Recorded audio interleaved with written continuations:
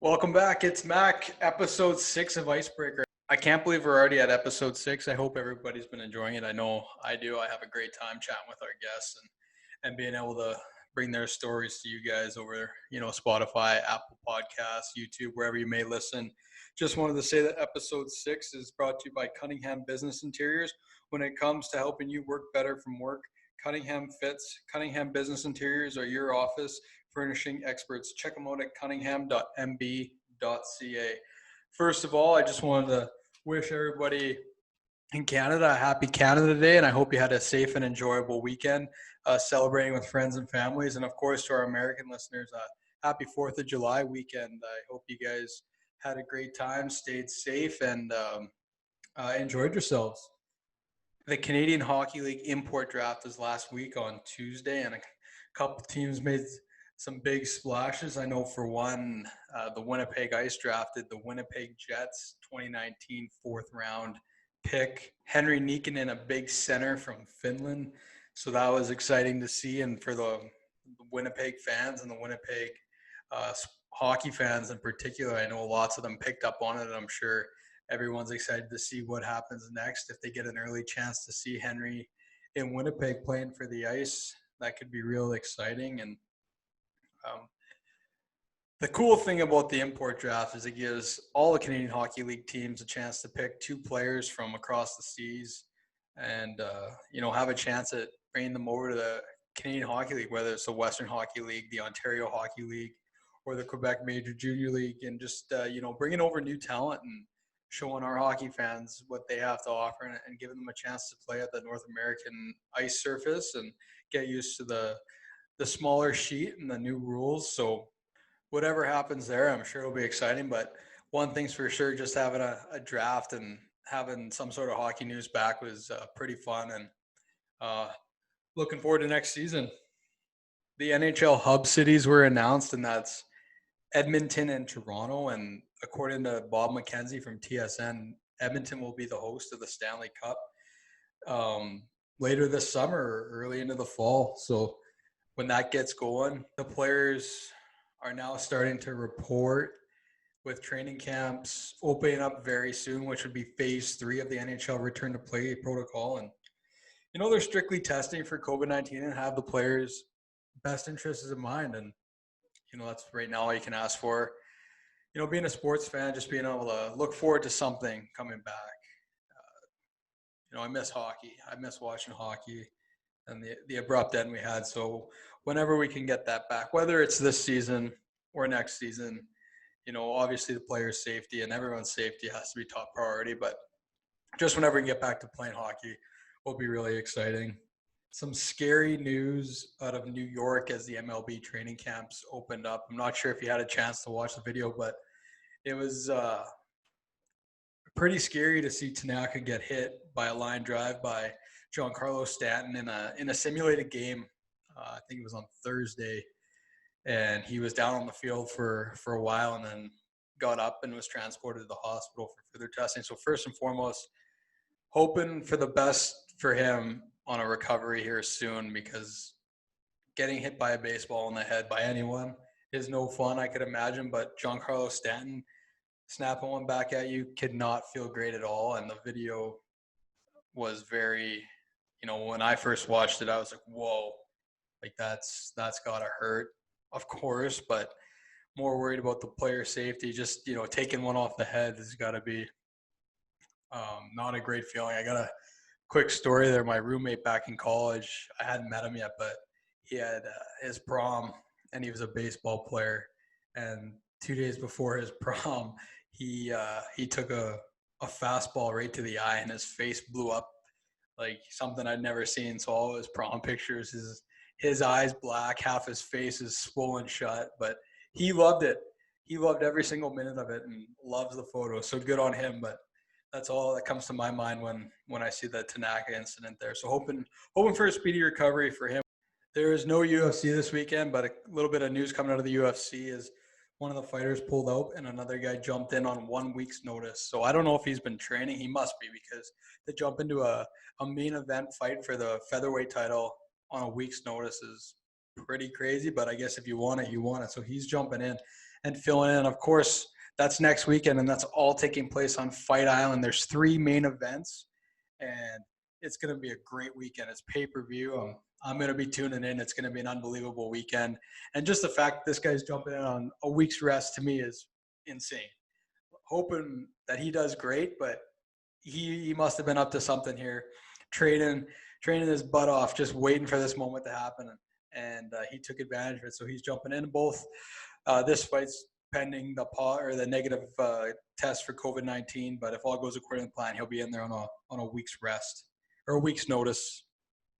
And then just wrapping up earlier on Sunday was Bryson DeChambeau finally got it done. So I don't know if you guys are big golf fans, but if you looked at Bryson DeChambeau before the layoff here, and then if you looked at him after, he put on 40 pounds of muscle, and he's added about 50 yards to his drive. He hits the ball consistently 315 yards. Like par fours are reachable for it. 350 yards, sorry. Par fours are reachable for him now, and he can hit the ball a mile. So he's placed in the top 10 in every single tournament since the break, and then today he finally got it done, and he was 3 shots back entering the final round, and then within 5 holes, he had a 3-shot lead.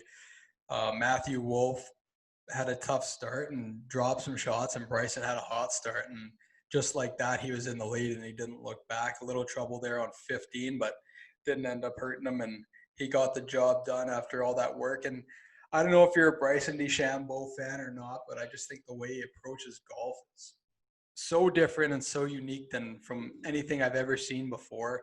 It's all science. It's all math. All the shafts on his clubs are the same length. He uses graphite instead of steel. He just does some very interesting and unique things, and he doesn't care what anybody thinks. And there's something to be said about that, just beating to your own drum. And good for Bryson for doing that, and it 100% paid off this week. So congrats to Bryson for winning the championship this weekend, and looking forward to watching him play again. It's fascinating the way he plays. He hits the ball so far, and just, you know, his putting has been phenomenal. His wedge game needs some work, and he knows it, but it's cool to see a guy hit the ball that far, and then you see other guys play different ways, and it's just adding to, you know, the intrigue of golf and how people can do everything so different. And we got a great guest for you guys today, but before that, make sure to follow us on social media at Icebreaker Show on Twitter, Facebook, and Instagram. That's with 2 W's, at Icebreaker Show. And if you want a video version of the show, make sure to follow and subscribe on YouTube at Icebreaker Show, and give us a watch. Let us know what you think, and we appreciate the listens on Apple Music, Spotify, and wherever you listen to podcasts. Rate us, tweet us, message us, tell us what you like about the show, tell us who you want to hear next on the show. But today we have a great guest. He's been in the radio business since the late 1970s, and he started with the Kamloops Blazers in hockey before he went on to the Winnipeg Jets 1.0 and then the Manitoba Moose for 10 seasons before the Jets returned. And now he's the sports director at CJOB. So without further ado, welcome to the show, Kelly Moore. Well, I'll tell you what, Mac, I wish that either some baseball or football or hockey, I get basketball, soccer has kind of started, but we're still about a week away from the MLS.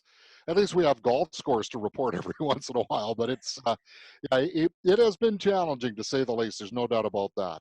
Yeah, I mean, at least the PGA Tour is back. I was just watching the start of the golf coverage there today. But yeah, I mean, with hockey, I guess returning, they picked the 2 hub cities today, Toronto and Edmonton. And I guess they said Edmonton will play. So soon enough, maybe there'll be something to go on. I think the Goldeyes are starting soon too, maybe baseball. Yeah, Goldeyes start on Friday night. They'll play Fargo in the first of 24 meetings with the Redhawks. So can you imagine a 60-game schedule, Mac, and you're playing the same opponent 24 times? How do you think the Ice and the Wheat Kings would feel about each other playing 24 out of 60 games against one another? Yeah, that would be pretty wild. We played 8 times this season, the Ice and the Wheat Kings, and you know, meeting 7 and 8, we're getting a little bit edgy. 24 times. I mean, that's basically half the schedule. I didn't know that. Yeah, That's quite yeah. crazy.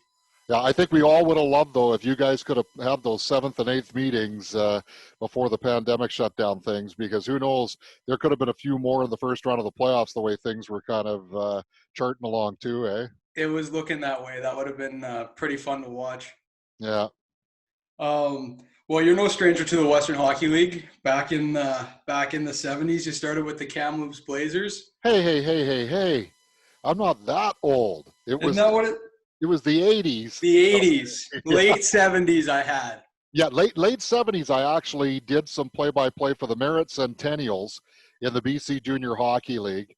They wound up winning the league, and then back then there used to be the BC Junior League, and then there was the Pacific Coast Hockey League. They were both Junior A, but they operated as separate entities. So the winner of the BC Junior League would play the BC Pacific Coast League champ. And so that year it turned out to be Richmond. So starting with that series, I went down and started covering the Merritt Centennials. And boy, you talk about an intimidating barn to play in. And I'll never forget in one of the games, Merritt was winning quite handily, and someone threw a live sockeye out onto the ice. It's just That's where the fish throwing started. flopping around on the ice for the Richmond Sockeyes. Then they went on to play the Calgary Centennials, which at that time were run by Russ Farwell, who of course is a legendary name in the Western Hockey League ranks with the work he did in Medicine Hat in Seattle. And then they wound up playing the Prince Albert Raiders. And there was this strapping young defenseman by the name of James Patrick, who was on that defense, coached by Terry Simpson. So they wound up defeating Merritt in that series. I think it was 4-1 or something like that. But that's where it all started there. What do you remember most about the Western League? How it evolved, I guess. When I first started, there were no videos on the bus. You either played cards or you read. I did a lot of stats, did a lot of reading, but you also got to know who you were with quite well. The 3 coaches that were with the team during my 10 years with the Blazers were Ken Hitchcock for the first 6, Tom Rennie for the next 2, and Don Hay, the winningest coach in WHL history for my final 2 seasons before coming out to Winnipeg. But I'll tell you what, Mac, like I was so damn lucky to be doing the games for Kamloops during that era. In 10 years, we wound up, or I shouldn't say we, Kamloops wound up going to the Memorial Cup 3 times. They won it, or no, I guess it was 4 times rather, 86 in Portland, 90 in Hamilton, 92 they won it in Seattle, and then 94 they won it in Laval, so 4 times. They had 850 win seasons, and just the names who played during that era. You know, it started with Rob Brown and Greg Hoggood, who were so dynamic. It was incredible. It was nothing for those guys to put up 4 or 5 points a game as 16 and 17-year-olds. And then from there it evolved to the likes of Daryl Sador and Scott Niedermeyer, and then it was Shane Doan and Jerome McGinley and Darcy Tucker and Nolan Baumgartner, and the list goes on and on. It was just amazing, the great players that they had during the 10 years that I was there. But I guess the thing that would stand out the most, Mac, is how the games kind of went from, you know, you could have a 10-7, 9-6 game quite often, to all of a sudden where then it became a little more normal to be 4-2, 4-3. You know, so you could see the defensive screws starting to tighten even in the mid-90s. Right, and not a lot of sad bus rides, it sounds like, then, for those 10 No, years. no. Wow. One of the most fun bus rides I ever had, though, we used to go nonstop from Brandon to Kamloops. And that was 22 or 23 hours, depending on how many snowstorms you hit. And I remember the team finished up in Brandon on a Sunday night. And I guess it would have been early on the Monday morning. Tom Rennie and I started playing 31. Are you familiar with that card game at all? Yeah, I've played it. Okay, well, we played as if it was the NHL Stanley Cup playoffs. So we started off with all of these first round, best of 7 series. we'd flip a coin to see who were the LA Kings and who were the Vancouver Canucks or whoever. And we just started playing and playing and playing. Well, by the time we got to the Stanley Cup final, half the bus was up front to see who was going to win. and this easily chopped off 6 to 7 hours of travel time. It was probably one of the more memorable fun trips I had. But I could also remember we had a rookie driver, and there was a storm that went through the Pacific Northwest. And I'll never forget, there was a little, it wasn't even a full church. It was kind of like a little steeple or whatever, just when you got on the other side of the border in Bellingham. And so we're at a 4-way stop, and the ice storm had caused a power line to go down. So the driver's clipping along there, and right at the last minute, we saw this power line. Well, it put a great big dent into the windshield. The glass didn't break all the way, but it was, and so that was the start of the trip. So we had to travel in this bus with this windshield the way that it was for like 6 or 7 days, because they were going to play in Seattle and then Portland, and then I think they caught Seattle on the way back. That was one of the more memorable trips, although that one was for different reasons. No kidding. The bus rides are part of the fun of junior hockey. Sure they are. And, yeah. I mean, it's easier, I guess, now to find ways to pass time with all the technology, but we've seen the card games still on the buses. Yeah. It's not lost. The card games are still there. And, the competitive nature of these athletes, like they're playing video games against each other and now, right? And whether it's cards or whatever, and it's still like full tilt competitiveness. Like they don't like to lose, whatever it be. So that makes for some fun stories. Obviously starting broadcasting in the 80s, 80s, late 70s, 80s. You've seen the game change quite a bit from what it was to what it is now. Oh, for sure. I would say that, just the players are so much bigger and stronger and knowledgeable. I think for sure. Now, I was a fan of the Western Hockey League back in the 70s. My friends and I, we would hop in the car and drive down to Queen's Park Arena to watch Punch McLean's New Westminster Bruins quite often. Every once in a while, we'd even make the trip over to Victoria to watch the rematch. But, it was the wild, wild west back then. People here in Manitoba will remember Patty Janelle and going up to Flin Flon to play there. And Patty didn't change a whole heck of a lot when he worked in Victoria for a short time. So it was tough hockey and probably borderline chaos. But the league also had to evolve because the NCAA was taking some talent away because of the education component. And so the Western Hockey League had to devise an education plan, which they did. And then, of course, the draft started to come into play as well. And so that evened things out a little bit. That was one of the biggest changes I saw in the Western Hockey League. When you consider guys like Shane Doan and Jerome McGinley were never taken in the WHL Bantam draft somehow, but that would never happen now with all the scouting and the technology that's available. And of course, more and more players now are being able to watch video of themselves on their iPads or their phones or whatever device that they use. So there's probably more self-coaching that's going on. Certainly, the players are far more savvy of what's happening in the outside world than I think the players were probably in the 70s and 80s. Their tunnel vision was on the next game, and that was it. Not to say that today's player isn't as focused, but they're just, I think, more well-rounded, if I could use that terminology. Yeah, and I think exposed to a little bit more, right? Yeah. But, during the COVID pandemic here, I've been watching the NHL Classic reruns, and I think for me, the thing that sticks out the most, the way the game's changed, is the goaltending. Yes, for sure. Yeah, no, the goaltenders just look so small. Yeah. Back in the 70s and 80s compared to now. And have you been able to catch any games, Mac, when the players were wearing Cooperalls? I did see one of those. Yeah. People from your generation, and even between yours and mine, probably would look at those Cooperalls and go, what the heck was going on there? But they were all the rage back then, and were for a while before they went back to the more traditional hockey pants and socks. But yeah, there was so much net to shoot at. And I think that, and the other thing in watching those games, have you noticed how much open ice there was? Yeah.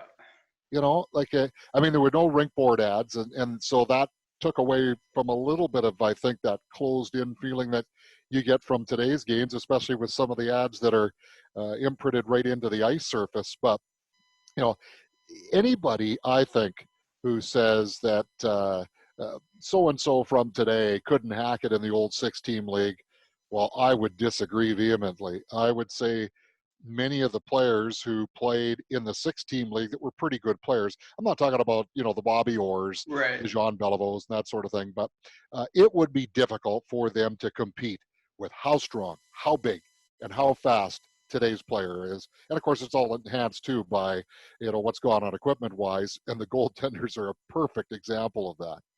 I have to laugh just watching like the grabbing and the Yeah. late hits or Oh, things that you would see in today's game would be 5-minute penalties, and back then it was just play on, just oh play yeah. on. So love seeing that. Yeah, you know, and even some of the things you see now, where on the breakout on the power play, you know, you have a guy rushing the puck and then he'll drop it to the trailer. Uh, Boy, that was just taboo back in the 70s and 80s. You kept the puck moving forward. You Yeah, know? exactly.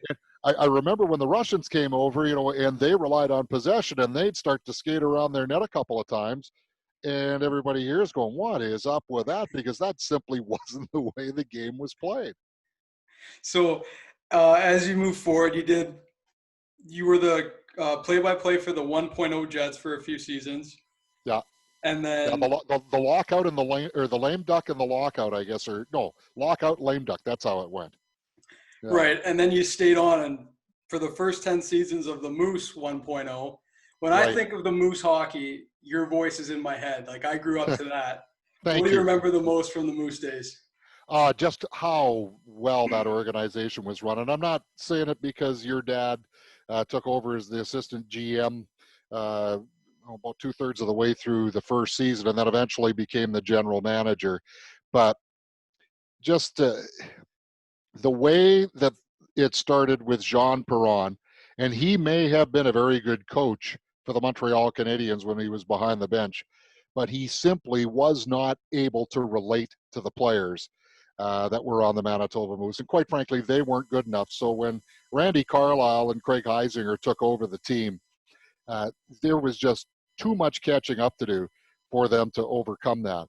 But what I'll always remember, Mac, is how that organization ran like an NHL team, and of course that's remained consistent to this day with Mark Chipman and the way the Winnipeg Jet 2.0 are operating.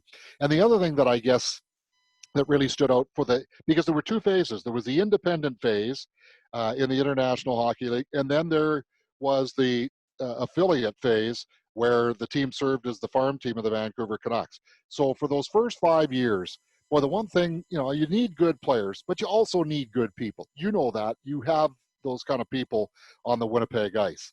And so that was the thing that struck me, was the number of really good men that played for that team. And then when it became the affiliate of the Vancouver Canucks, there were a few guys that probably would not have been recruited by Randy Carlyle and Craig Heisinger had the team still been an independent. But that happens, you know, with every organization. You can't hit home runs with every one of your draft picks. But it was a different style of hockey for sure. But it was a lot of fun because the players were very accessible. Tim Campbell and I worked together for a number of years. He for the Winnipeg Free Press, and I was doing the games for CJOB. So we wound up doing a fair number of coach scrums and player interviews together and that sort of thing. And we were always struck by the accessibility and by the down to earth nature of most of those players. The IHL guys for sure. Once it turned to the AHL, some of the players became a little more guarded with their comments. But one of my fondest memories, Mac, was in the lockout year. Ryan Kessler and Kevin Bieksa and some of the other guys who played on the Moose, and really a lot of the players who were around the American Hockey League at that time, you would not have seen them if there had been NHL. So I think that might have been the best hockey that I certainly saw during my tenure with the team. And I remember the Moose were playing the Rochester Americans, who'd had a fantastic year. Ryan Miller was all world between the pipes. They were supposed to mop the floor with the Moose, and Manitoba winds up beating them in 5 games. But in game 4, the play was definitely offside, but they didn't have video review. And Ryan Kessler wound up scoring the winning goal in overtime. So that set up a 3-1 series lead for Manitoba. They were playing on the Friday night, and there were 15,000 people. Back then, it was still known as the MTS Center. Yeah. And the atmosphere was just incredible, Mac. It was, and I felt so good for the organization. They probably didn't see crowds like that again until they played Hershey in the Calder Cup Finals in 2008, I guess it was. Yeah. Or 2009. Yeah. I remember the 2008 or 9 Calder Cup Finals. I just remember Jason Jaffrey scoring a hat trick at home. Yeah. And the place was sold out. But yeah. It's funny you say that, how down to earth the players were and stuff like that, because, maybe in Winnipeg we were a little bit sheltered because all we did have was the Moose. And, like, for me growing up, I didn't watch the NHL that much. I was at the Moose games all the time. Right. And all my friends were too. So, like, the Moose were, like, the stars in town. Like, that's the way it was. So just for you saying that they were down to earth, and I think that probably played into it because, everybody in Winnipeg knew who the Moose players were. Yeah. We had so much fun. One of the neatest things the Moose did, Mac, was every year they would go out to a community center, and at least for a couple of years in a row, they went out to the Roblin Community Center out in the west end of the city there. So I would go with them, and we do play-by-play of, they had the sound system set up. So we do play-by-play of the Moose versus the minor hockey team that they were playing. And I prepped for those minor hockey teams harder than I did for the Moose, I think. And I'll never, ever forget this. You talk about things that you just do just because. But I remember there was a little guy, his name was Jack Johnson, and he was playing for the Roblin Park team. And so throughout, whatever he'd have the puck, I had Jack Johnson, double J down the left, that sort of thing. Well, his parents got in touch with me later and said, "You will never, ever believe what that meant to our son." And it was so cool just to do something that you thought was very ordinary, but it had that profound an effect. And I think that's what the Moose did when they were in the community. The players probably didn't realize it because some had either already played in the National Hockey League or there were others that were trying to get to the show. So in doing what they did at that stage of hockey in Winnipeg, I thought was one of the things that have endeared that franchise to this city to this day, even with the Jets here. And you're right. The players probably don't realize it. Like, I was a player and we did things, community engagements when I played hockey and in college, and you just do them because that's what you were supposed to do. And I didn't realize until I started working for the hockey team that when you're doing these community things, you get the thank you notes or those calls like you mentioned saying you don't know what this meant. And like for me, I try to pass it on to the players because I wasn't told that when I was playing, and if I was, I'd be doing it that much more. So you get those messages, right? And it just makes you feel like we had fun doing it, but to be able to get that side of it, it's super rewarding. If you had to look back, whole career, who's the best player that you saw play? Are you talking junior and pro? Doesn't matter. Scott Niedermeyer. He would have been the best. Mac, he was one of those guys where when he was gliding, he was actually picking up speed. It was incredible. His on-ice vision, his skating is really what set him apart. But he was an offensively blessed player who also knew how to play without the puck. I know in Kamloops, it is still legendary. Niedermeyer to Boyer with 15.4 seconds to go, and they get around a Winnipegger, Kevin Hodgson, to score the winning goal against Sault Ste. Marie for their first ever Memorial Cup title. That's known as the goal in Kamloops. And it was uncanny how Scott Niedermeyer was able to recognize that play, because there was a player coming off the ice who had just been speared, and he was in some distress. So he barely gets to the bench. Zach Boyer comes hopping on, and somehow Niedermeyer is aware of this while he's being pressured in his own zone. So, yeah, and I had the pleasure of seeing a lot of talented players. I mean, in the 2 years with the 1.0 Jets, I think a lot of people have seen that wham bam thank you Jam goal by Alexei Zhamnov, where it was kind of like the Peter Forsberg goal to finish off a 5-goal performance in LA. Talent-wise, Yeah. boy, Zhamnov was right up there. He didn't have the complete game that some of the other great ones did, but yeah, if you were to take the best player, it would have to be Scott Niedermeyer for sure. Well, that makes sense. And I remember watching him play for Canada, the Ducks, Yeah. Great skater. You're right. An unbelievable defenseman. But Kelly, just wanted to say thanks for joining us today. Really appreciate it. And I hope the sports are, start getting underway here soon for you. Well, we're going to have a gold eye score come hell or high water tomorrow night from Fargo.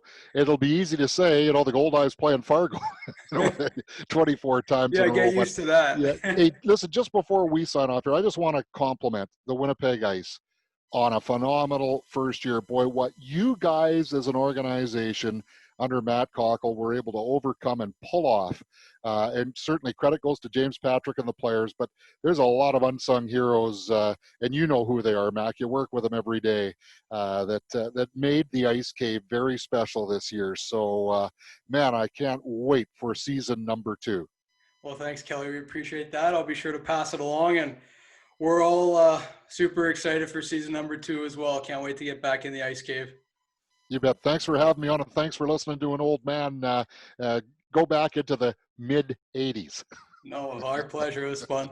I know I said it during our interview, but when I think of the Manitoba Moose 1.0 and I think of their Moose hockey, Kelly Moore's voice is in my head. That's what I grew up on. So it was very cool to have him on the show today, and I was extremely grateful that he agreed to hop on. So thanks, Kelly, for that. And don't forget to follow us on social media at Icebreaker Show with 2 W's. And I hope everybody has a great week. Stay safe, enjoy the weather, and if you're on holidays, make the most of them.